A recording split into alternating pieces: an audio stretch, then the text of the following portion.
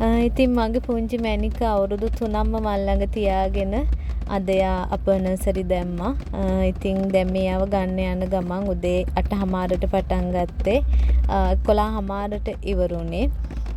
ඉතින් හරි හිතට කුතුහලයක් මොනවා කරනවද අඬනවද දුකෙන් ඉන්නවද කෑම කෑවද ඒ වගේ ප්‍රශ්න ගොඩාක්. මොකද එයා මල් ළඟම හිටියේ මම කොහෙවත් එයාව තනියෙන් දාලා ගිහිල්ලත් නැහැ. හරි ආසාවෙන් පළවෙනි දවසේ ස්කූල් එකට ආවා. ඉතින් ඇතුලේ තත්ත්වය කොහොමද මොනවා වේද කියන බය මගේ හිතේ තිබුණා. මේ අපි ආව ගන්න ආව වෙලාවේ එතන ටීචර්යාට වතුර පොවනවා. ඉතින් ටිකක් ලිය මදි. ඉතින් මේ දවස හැම අම්ම කෙනෙක්ටම හැම තාත්තා කෙනෙක්ටම හැම ආච්චි අම්මා සීයා හැම කෙනෙක්ටම හරිම අපහසු දවසක්. ඉතින් මම යාව සතුටින් යවන්නේ. යාට ඒ සති දෙක තුන පුරාට එක එක විදිහට කෑම හදලා දුන්නා. එයා ආස දේවල් ලස්සනට ලන්ච් බොක්ස් එක හදලා දුන්නා. ඒක තමයි යාව සතුටින් තියන්න මම කරපු පළවෙනි ටිප් එක. ඒ වගේම මුලින්ම යාට ෂෙඩියුල් එකක් හදාගත්තා. නැගිටින්න වෙලාවක්.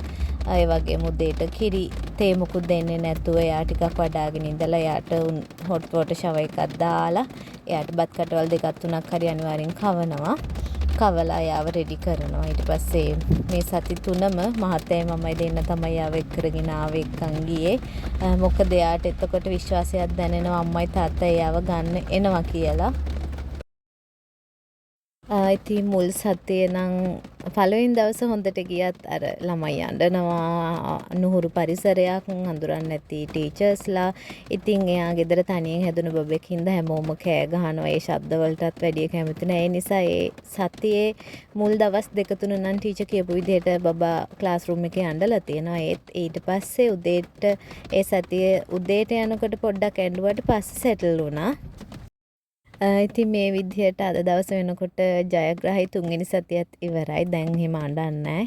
ඉතින් එක එක දේවල් කියනවා යන්න බෑ. ඒ වගේ දේවල් මුල් සති දෙක තුන ඇතුළත වගේ පොඩ්ඩක් කිව්වා. ඒ වෙලාවට යාව ශක්තිමත් කරන්න ඕන. එයාට සතුටු හිතන දේවල් ස්කූල් එක ගැන කියන්න ඕන, ටීචර්ලා ගැන, යාළුවෝ ගැන. එතකොට එයා සෙටල් වෙනවා. ඉතින් ජයග්‍රාහී සති 3ක් නිමා වුණා.